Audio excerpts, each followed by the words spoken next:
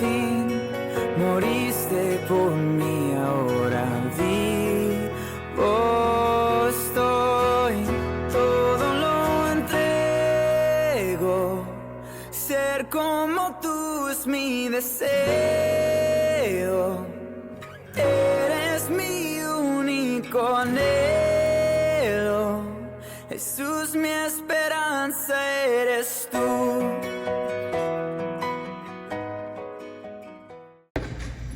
Buenas tardes, mis hermanos. Es un gozo nuevamente poder estar aquí trayéndoles el mensaje de parte del Señor.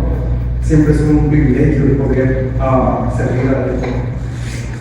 Me gustaría aquí abrir sus Biblias en Ageo capítulo 1. Ageo capítulo 1. Y vamos a estar entrando de tiempo al sermón de esta mañana. Tiempo apresura.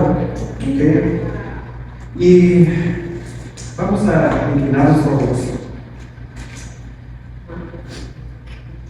Mi oración para cada sermón es que tú hables a cada uno de nosotros, que sea el mismo Espíritu Santo que inspiró estas palabras y nos ayude a ver, a entender, Señor, que el Espíritu Santo obra en cada corazón. Así sea. He titulado el mensaje de esta mañana: Dios debe ser tu prioridad. La verdad central de este mensaje, hermanos, es debemos ver hacia dónde vamos, por dónde caminamos. Entonces, sus Biblias en Ageo capítulo 1.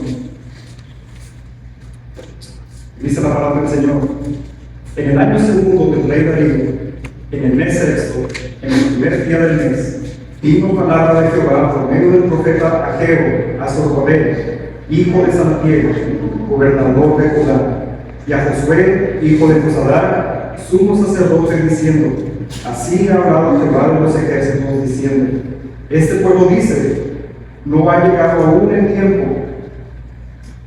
tiempo de que la casa de Jehová sea reedificada.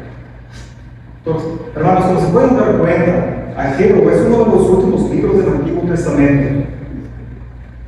Este libro es considerado el profeta menor, uno de los profetas menores. Llamados así no porque sean de menor importancia o menos inspirados de otros libros, no. Son llamados profetas menores porque su contenido es mucho menor que el de los profetas mayores, como el de Jeremías, Ezequiel, Daniel, Isaías. Usualmente, hermanos, no estudiamos estos libros. No es común escuchar sermones, estudios, prédicas expositivas. De hecho, muchos creyentes descuidamos esos libros. No es común escuchar decir mi libro favorito es Isaías, Nahum, Sofonías, a no ser, ¿verdad?, de ser el libro de Jonás. Sin embargo, hermanos, Pablo, en 2 de Timoteo, capítulo 3, dice: toda escritura es inspirada por Dios. Y dice: útil para qué? Para enseñar, para aprender, para corregir, para instruir en justicia, a fin de que el hombre de Dios, así que el servidor de Dios, sea enteramente preparado para toda buena obra. Y el mismo Pablo les dice en Romanos 3, dice: porque todo fue escrito en el pasado, dice, para un propósito para ustedes, a fin de que por medio de la paciencia y del consuelo de las Escrituras tengamos esperanza. La palabra de Dios, hermanos, es viva y es eficaz. Hermanos, es más cortante que toda espada de los antiguos. Este libro da vida, provee vida a nosotros, desde el Génesis hasta el Apocalipsis. Así como lo fue de importancia las Escrituras para el pueblo de Israel, lo mismo es para el pueblo de Dios, para nosotros, sus hijos. De todas las edades, de todas las épocas, el pasado, el presente y el futuro, de todas las generaciones. Hermanos, Dios nos hace un llamado a sacudirnos de la apatía espiritual, un llamado a trabajar con esperanza, con energía para la expansión del reino de Dios. Si Así que a manera de introducción, déjenme presentar un pequeño contexto de este libro, para poder entender qué fue lo que Dios habló hace miles de años atrás, y para saber qué es lo que Él nos quiere decir a nuestros días.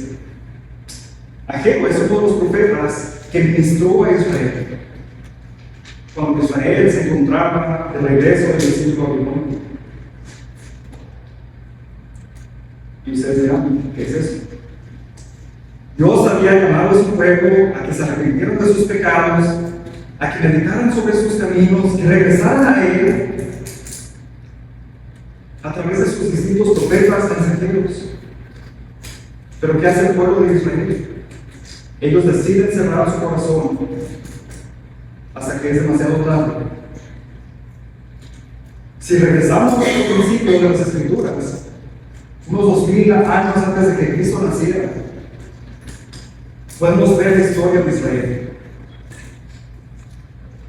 Israel fue el pueblo escogido por Dios.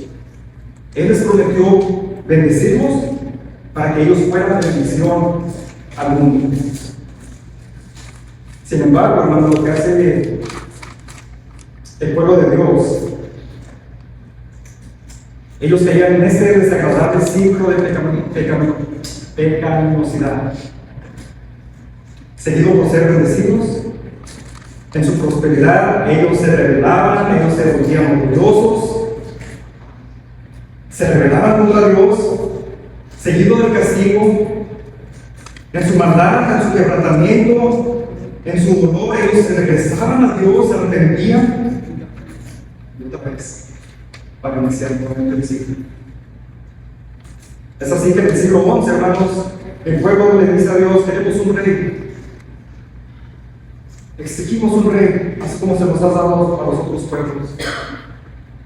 Y Dios se les concede y les da uno. El segundo rey de Israel fue el rey David, conocido por nosotros, muchos de nosotros. Fue un rey muy próspero, muy justo. Israel prosperó.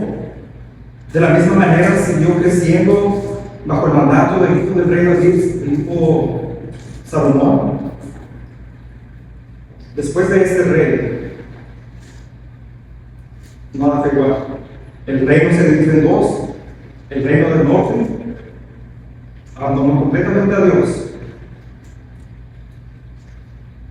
Fue así que en el siglo 8 antes de Cristo fueron destruidos los cosas asirios. Pero el linaje real de David continuó a través del reino del sur, Judá. Este reino disfrutó de varios reyes justos, pero en su mayoría malvados. Fue así que en su maldad Dios los entregó al imperio de los babilonios, el más poderoso imperio de estos tiempos. Se cree, hermanos, que este imperio era una superpotencia militar en aquellos tiempos. En el año 586 a.C., el rey Nabucodonosor, rey de Babilonia, destruye el templo de Salomón, saqueando sus espléndidos tesoros. Mandó a matar a decenas de miles de judíos. Destruyó la ciudad de Jerusalén.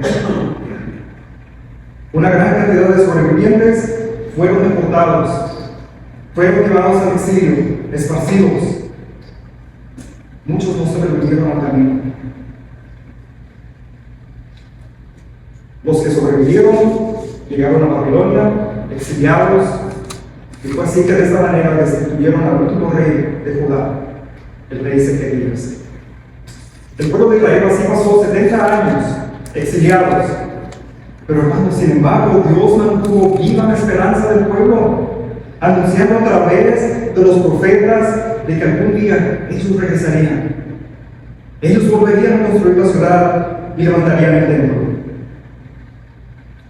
¿Qué dice Isaías? Isaías les escribe. Les dice: Jehová les ha dicho a Jerusalén: serás habitada, y a las ciudades de Judá les dice: será reconstruida y sus ruinas reedificaré. Así lo también. Y dice: Ciro, al cual yo te tomé por tu mano derecha para sujetar a naciones delante de ti. Dios está entregando a Ciro las naciones. Dice, Ciro, te llamé por nombre. Aunque tú no me conociste, dice, yo soy Jehová y ninguno más hay. No hay Dios fuera de mí. Hermanos, esta profecía se escribió un siglo y medio antes de que Ciro naciera. Antes de que él se convirtiera en rey. Predijo la utilización divina del rey persa para reunir al remanente de Israel exiliado. Este papel Ciro fue figura del siervo de Jehová que pastorea al pueblo de Israel. El título pastor se aplicaba a los reyes como líderes del pueblo. Por eso le dice, tú serás mi siervo, tú serás mi pastor. De tal manera, hermanos, como cantamos, Dios no faltó a su promesa. Cuando Ciro el Grande, el rey persa, emitió un decreto en el año 538 autorizando a los judíos regresar a Jerusalén, permitiendo la reconstrucción del templo. Y aunque Ciro no lo sabía en ese momento, él estaba cumpliendo la profecía de Isaías. Fue así que en el año 537, un año después, al año siguiente, en Esdras podemos ver que nos da unas cifras: 49.897, sin contar a los siervos, cantores, mujeres. Estos son los judíos que regresaron del exilio de Babilonia a Jerusalén, liderados por Zorobabel, que era un descendiente de David, el cual también lo podemos ver a través de la genealogía de Jesús escrita en Mateo 1. Hermanos, si tuviéramos tiempo de leer estas, pudiéramos ver el decreto que hace Ciro, pudiéramos ver la preparación que hace Israel para regresar a Jerusalén. En Esdras 3 nos dice que se levantaron dirigentes para edificar y verdad a Dios sobre su base. Entonces, hermanos, parecía que todo iba bien, ¿verdad? Después de 70 años, el pueblo regresa finalmente a Jerusalén, empiezan a construir un altar. Pero, hermanos, algunos pueblos vecinos se opusieron a la reconstrucción. Muere el rey Ciro, y esto hace aún más presión al nuevo sucesor, al rey Asuero. Hermanos, esto causó gran desánimo a los israelitas, hasta que la reconstrucción se detuvo totalmente. Los judíos regresaron del exilio, se fueron acostumbrando a celebrar sus sacrificios en las ruinas del templo, mientras que ellos se mantenían ocupados en sus propios negocios, actividades, en su diario vivir. Esta lamentable situación duró 16 años, entre el año 536 y 520 a.C. Mas hasta que Dios levantó a la voz de sus profetas, Ageo y a Zacarías. Estos hombres lideraron, movieron al pueblo de Israel, lo movieron a arrepender la tarea de la reconstrucción del templo. Y es en ese contexto, hermanos, que Ageo predica 4 mensajes de parte del Señor en un periodo de 4 meses. Son 4 mensajes en 4 meses. Ageo tiene una atención al detalle de fechar sus sermones, sus mensajes. Si hacemos una conversión de esos mensajes o de ese calendario al calendario de nosotros, podemos ver que Ageo predicó su primer sermón el 29 de agosto, el 21 de septiembre, el 17 de octubre y el 18 de diciembre del año 520 a.C. Fue un corto servicio, pero su ministerio tuvo gran trascendencia para el pueblo de Israel, pero también para la historia de la redención. Dios estaba avivando, estaba quitando esa apatía espiritual por la que pasaba el pueblo de Israel. Otra cosa que hay que señalar, hermanos, es de que Ageo hace énfasis en las siguientes expresiones. Vino la palabra del Señor, así dice el Señor de los ejércitos, por mandato del Señor, declara el Señor, dice el Señor, o Ageo, mensajero del Señor. Hermanos, aquí la opinión de Ageo no me importa. No es la idea de Ageo, no es lo que quiere Ageo, es la expresión de Dios. Es Dios mismo el que se está acercando a su pueblo por medio de su palabra. Él quiere despertar esos corazones y traerlos de vuelta a Él. Mis hermanos, lo mismo hace Dios con nosotros cada domingo.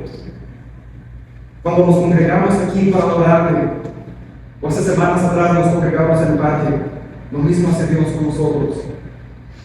Él se hace presente en medio de nosotros a través de su palabra. Dios obra a nuestros corazones a través de su palabra. Dios a través de su palabra tiene el poder de convertir al incrédulo, al no creyente. Es Dios a través de su palabra que santifica al creyente.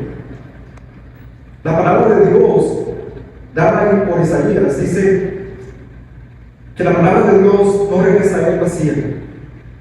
Cumple un propósito, cumple su voluntad, cumple por la cual fue enviada.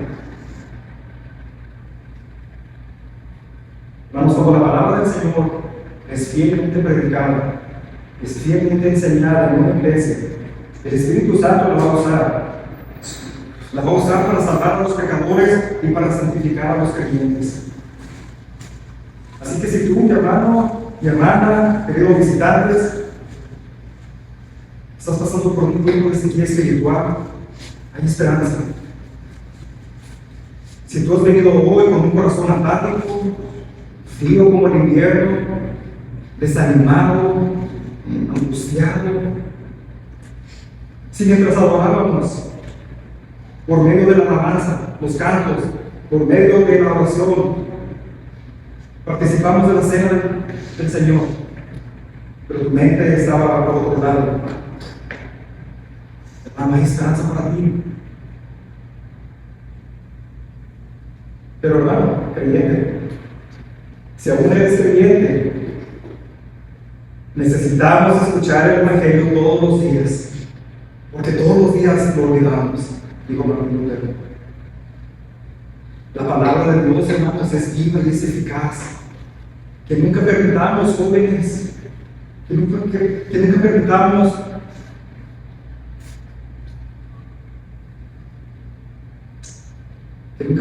sustituir la palabra de Dios por cosas más atractivas, por cosas que sean más, atraigan más. Hermanos, debemos siempre buscar la palabra de Dios.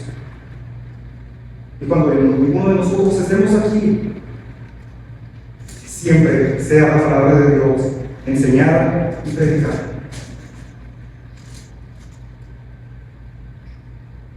Veamos nuevamente nuestro pasaje. Dice, así dice el Señor de los ejércitos. Este pueblo dice, no ha llegado el tiempo de que la casa del Señor sea reedificada. Entonces vino la palabra del Señor por medio del profeta Ageo. ¿Es acaso tiempo para que ustedes habiten en sus casas apresuradas mientras esta casa está desolada? Ahora pues, así dice el Señor, así dice el Señor de los ejércitos, consideren bien sus caminos. Siembran mucho, pero recogen poco. Comen, pero no hay suficiente para que se escaseen. Beben, pero no hay suficiente. Se visten, pero no se calientan. Y el que recibe salario en bolsa rota. Así dice el Señor de los ejércitos. Considerad bien sus caminos. En otras palabras, hermano, lo que Dios les dice a su pueblo por medio de Ageo, sus casas están muy bonitas, están muy bien decoradas, pero mi casa está en ruinas, mi casa está destruida. Y no es pecado, hermanos, querer tener una casa bonita, decorada, pero hay una prioridad. El mensaje de Ageo es muy fácil de entender. Ustedes están más preocupados por sus casas que por la mía, dice Dios. El templo al parecer no es prioridad para ustedes. Entonces se nos viene una pregunta. ¿Cuál es la importancia del templo para el pueblo de Dios en el antiguo pacto? Mis hermanos, no piensen que a Dios lo que le importaba es que construyeran un edificio. Eso tiene una mayor importancia, tiene un mayor significado y valor. Escucha bien, hermano, lo que te voy a decir. La Escritura se nos describe el tabernáculo durante el Éxodo, usado por el pueblo durante varios años. Luego viene el templo de Salomón. Esos lugares eran donde Dios manifestaba su gloria, donde Dios manifestaba su presencia especial para con el pueblo. Por medio de estos dos lugares, Dios estaba representando lo que Adán y Eva habían perdido en el paraíso por causa de su pecado. Era una relación deleitosa, agradable, su santa presencia, una perfecta comunión con el Dios vivo y verdadero. Muchos han de preguntar, ¿por qué se nos da tanto detalle entonces del tabernáculo, de la construcción del templo de Salomón? Si nos ponemos a leer con cuidado los detalles en 2 Crónicas 3, se nos dan detalles de la construcción del templo. Ahí podemos encontrar bueyes, un mar de bronce, querubines esculpidos, los clavos de oro, oro por aquí, oro por allá, más para allá, piedras preciosas,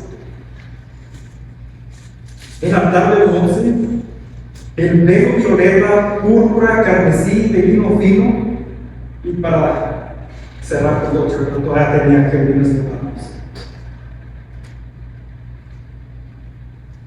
¿Para qué servía todo esto? Para recordar al pueblo de Israel el paraíso, el huerto de Edén que ellos habían perdido. Mis hermanos, la gran bendición de Dios hacia Israel no fue librarlos de la mano de Faraón, librarlos de la esclavitud en Egipto. La gran bendición fue volver a tener comunión con Él. Dios, de eso se trata la redención. Dios nos liberta de la esclavitud de nuestro pecado, nos liberta de esas cadenas que nos atan, viene y nos rompe, y nos llama a estar con Él, a disfrutar de una deleitosa relación de amor y adoración hacia Él. Mis hermanos, el propósito de la construcción del templo de Salomón no era ver su majestuosidad. Esto era una verdadera obra de arte para aquellos tiempos. No, hermanos, ese templo santificado por Dios, hecho por manos humanas, Dios habitaba. Allí se encontraba la presencia de Dios todos los días. Dice Dios, yo lo convertí en santuario para mí. Mi nombre y mi corazón están aquí. Y aún cuando ustedes oren aquí, es como si estuvieran orando en el mismo cielo, dice ese Dios. Hermano, ¿te das cuenta? Lo peor que le pasó a Israel no fue la destrucción del templo de Salomón, ni el ser llevados a Babilonia. Lo peor que les pasó fue la destrucción de su mayor bendición, su misma presencia. Ellos no se podían debilitar de la presencia de Dios. Entonces de nada servía el decreto que hizo Ciro. Rápidamente les voy a leer lo que dice Esdras, como dice, en el primer año de Ciro, rey de Persia, para que se cumpliera la palabra del Señor por boca de Jeremías, otro profeta. El Señor movió el espíritu de Ciro, rey de Persia, y se hizo proclamar por todo su reino y también por escrito. Así dice Ciro, rey de Persia. Eso es lo que dice Ciro. El Señor, el Dios de los cielos, me ha dado todos los reinos de la tierra. Y Él me ha designado para que le edifique una casa. ¿En dónde? En Jerusalén, que está en Judá. El que de todos ustedes sea judío, sea del pueblo de Israel, sea su Dios con él. Que suba, que vaya a Jerusalén, que está en Judá. Y aquí está la promesa, dice, y edifique la casa del Señor, Dios de Israel. Él es el Dios que está en Jerusalén. Hermanos, de ninguna manera el pueblo de Israel estaba complacido así. Ellos debían hacerlo porque esa era la voluntad expresa de Dios. Dios quería que volvieran a disfrutarlo de Él, de su presencia. Es tan desastroso la apatía con la que estaba pasando Israel. Ellos estaban descuidando su relación íntima con Dios. Ellos estaban poniendo por poco la gloria de Dios, la presencia de Dios en medio de ellos, como si no les importara. Hermanos, no nos pusimos de acuerdo cuando llegó el pastor. Es incomprensible que Dios, el Creador, el Señor de todo, quiera tener una relación con nosotros y entablar un pacto con nosotros para ser nuestro Dios y Señor. No comprendo. ¿Quiénes somos nosotros? ¿Quién eres tú? ¿Quién soy yo? Para que se acuerden de mí. Que nunca deje de sorprendernos. El Creador del universo, el que gobierna todas las cosas con el poder de su palabra, el Dios de toda gloria, el Santo, Santo, Santo, Yahvé, el Dios eterno y verdadero, el Dios omnipotente, el Dios omnipresente, el Dios omnisciente, hizo un pacto con nosotros para ser nuestro Dios, para que nosotros seamos su pueblo. Ageo continúa diciendo, el Dios del pacto, Jehová dejaba de ser nuestra prioridad. Ageo estaba pidiendo al pueblo de Israel que examinara bien sus caminos, que se fijara por dónde iban y hacia dónde iban. Era increíble que después de sufrir tanto en el cautiverio, después de sufrir tanto el trayecto de ida y de regreso, ellos siguieran con los mismos hábitos, las feas costumbres y una total indiferencia para con Dios y la obra del Señor. Déjame hacerte dos preguntas, hermano. ¿Seguiremos haciendo lo mismo? Esa es la misma exhortación para nosotros que estamos tan acostumbrados a nuestra forma de ser. Meditar bien sobre nuestros caminos. La segunda pregunta que te hago es, ¿a dónde me llevará el camino del pecado? Hazte esa pregunta y respóndela lo más honesta que puedas. Pero creo que aquí todos sabemos la respuesta y es la misma respuesta: a la ruina. Una ruina en todos los aspectos: espiritual, moral, familiar, material, emocional. Lamentablemente no podemos decir, ¿verdad?, que las cosas que hacemos son pequeñas locuras, sino pecados bien arraigados, bien establecidos dentro de nosotros, a los cuales nos hemos acostumbrado, habituado, los toleramos, los justificamos y algunas veces hasta los amamos. Cuando viene la tentación, el irresistible poder se apodera de la carne. No importa el pecado, no importa el tipo de pecado, se apodera de nosotros esa tentación. El punto es que el gozo en Dios se desvanece.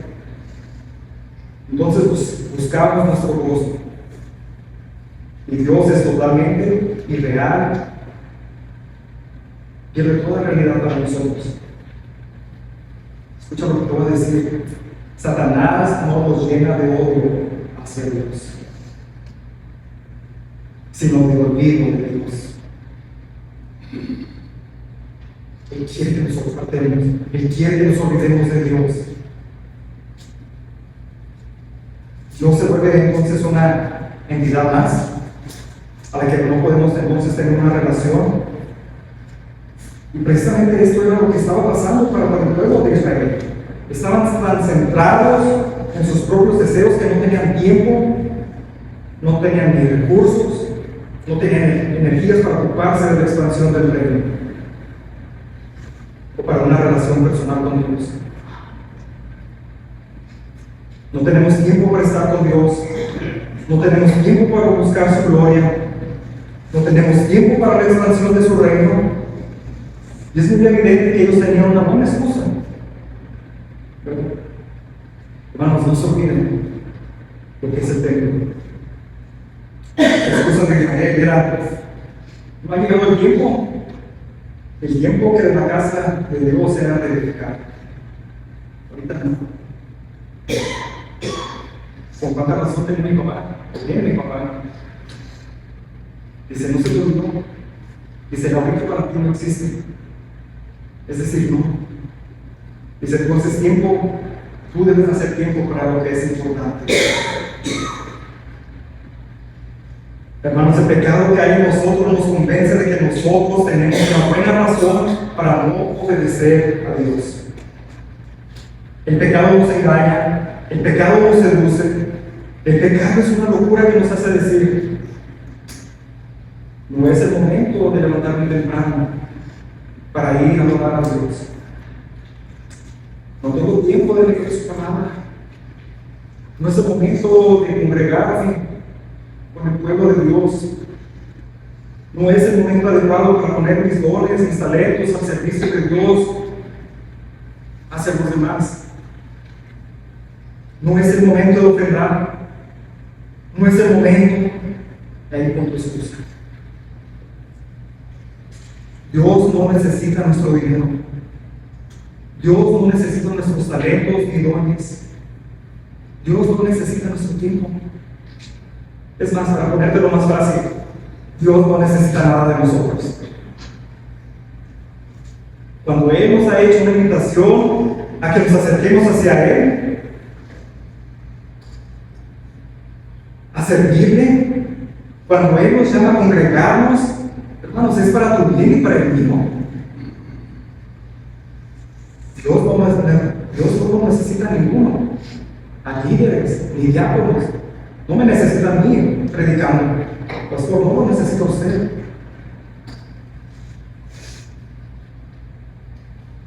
Al cambiar nuestra prioridad que no sea Dios, es idolatría. Y en otras ocasiones hemos predicado que la idolatría es destructiva. Hermanos, pero Él nos ama y nos llama a reflexionar, nos llama a cambiar. Dice: ahora pues, así dice el Señor de los ejércitos. ¿Se dan cuenta el patrón? Así dice pues el Señor de los ejércitos: consideren bien sus caminos. En el versículo 7 dice: así dice el Señor de los ejércitos: consideren bien sus caminos. Y aquí lo vemos en distintas maneras, en distintos versículos de Ageo.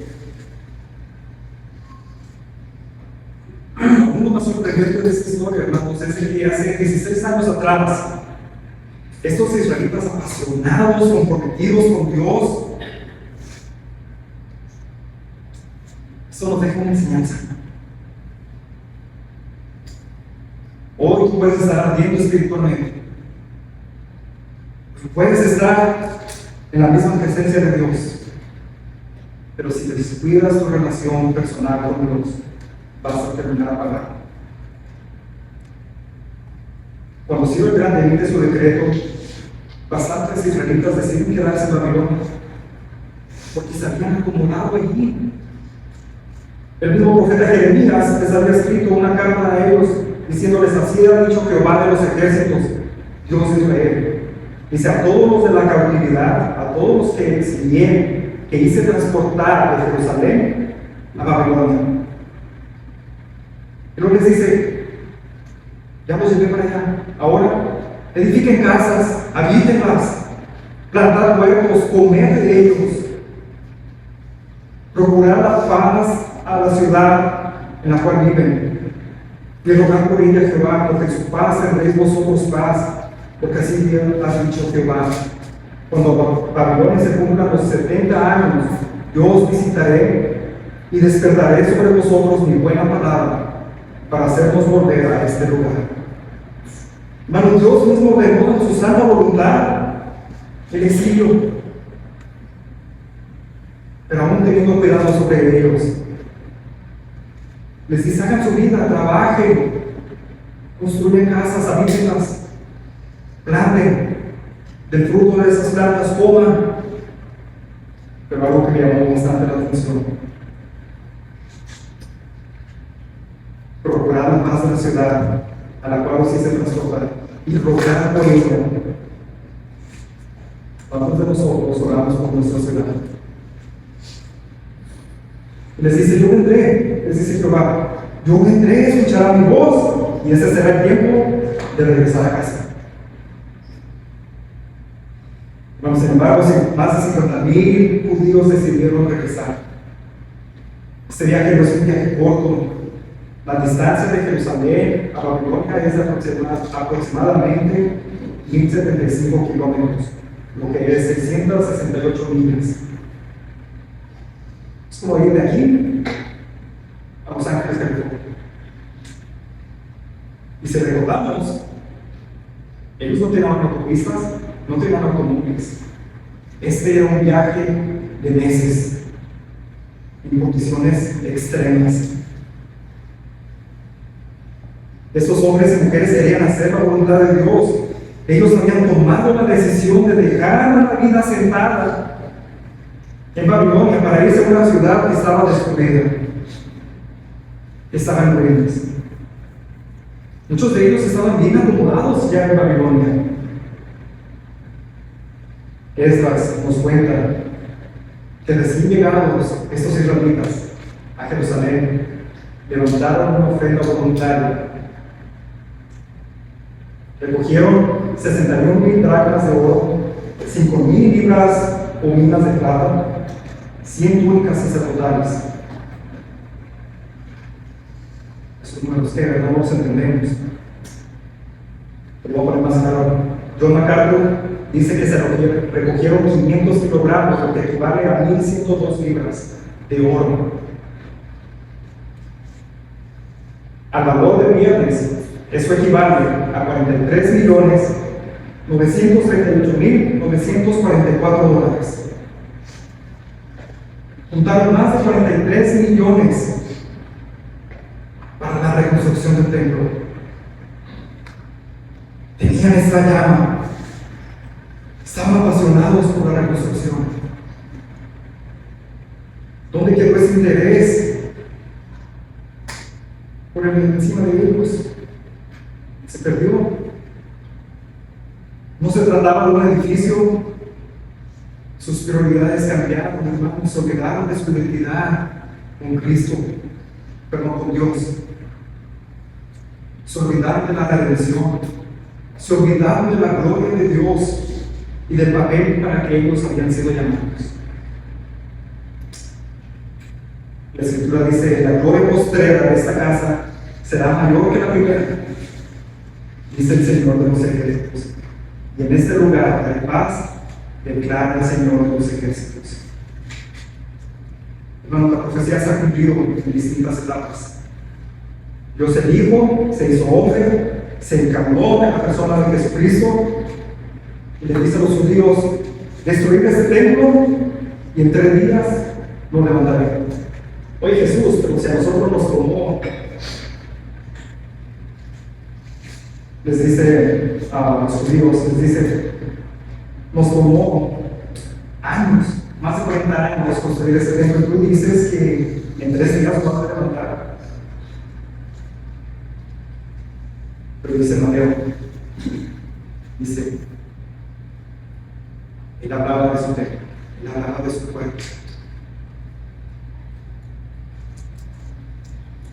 También en otra ocasión Jesús les dice a los judíos, dice, uno mayor, el templo está aquí. Es Jesús, hermanos. El verdadero tabernáculo que levantó el Señor y no el hombre. Por el más amplio y más perfecto tabernáculo, no hecho de manos, es decir, no de esta creación. Cuando Jesucristo murió en la cruz, el velo del templo se rasgó en dos, de arriba a abajo. Eso simboliza nuestro libre acceso a Dios por medio de ese sacrificio de Cristo. Así que, hermanos, teniendo libertad para entrar en el lugar santísimo por la sangre de Jesucristo, por el camino nuevo y vivo que Él nos abrió a través del velo, esto es, de su carne, y teniendo un gran sacerdote sobre la casa de Dios, está escrito en Hebreos 10. Y aquel verbo se hizo carne y habitó entre nosotros, y vimos su gloria, gloria como la del unigénito del Padre, lleno de gracia y de verdad. Cristo es el templo. Cristo es la personificación de la gloria de Dios. Cristo es el lugar donde hoy podemos encontrarnos con Dios. La fe lo dice muy claro. No requiere más interpretación. Y esta es la vida eterna, dice Jesús. Que te conozcan a ti, el único Dios verdadero, de Jesucristo, a quien has enviado. Jesús, hermanos, no determina nuestra vida eterna en tiempos de tiempo, sino en términos de comunión, de relación para con Dios. Cristo derramó su sangre en la cruz para que podamos conocer a Dios vivo y verdadero. ¿Para qué? Para que pudiéramos disfrutar de una deleitosa comunión con Él. El llamado de Dios a través de aquello para el pueblo de Israel fue invertir las prioridades, dejar las excusas, arrepentirse de sus pecados.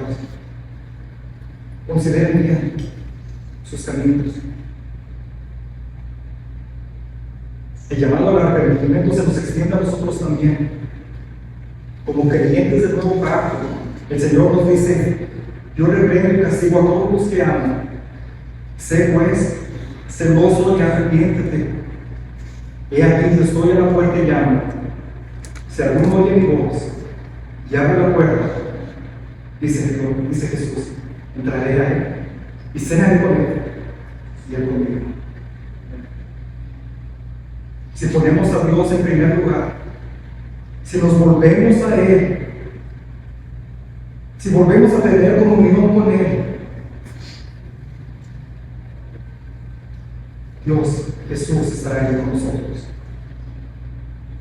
Buscar primero el reino de Dios y su justicia, y todas estas cosas os serán añadidas. Hermano, para concluir, Dios nos está llamando a su obra, a ponerlo en primer lugar, que su palabra tenga el mismo efecto en nosotros que tuvo para con el pueblo de Israel. Hay mucho que hacer para la obra del Señor. No le digas a Dios: no es tiempo. Entrega hoy tu corazón a Él. Hay tantas personas viviendo sin esperanza, tantos hermanos por animar y ayudar, tanta gente por discipular. ¿Cuál será tu respuesta? No dejes la casa de Dios vacía, en ruinas. Si has descuidado tu relación con Dios, tu servicio a Él, regresa. No lo pospongas más.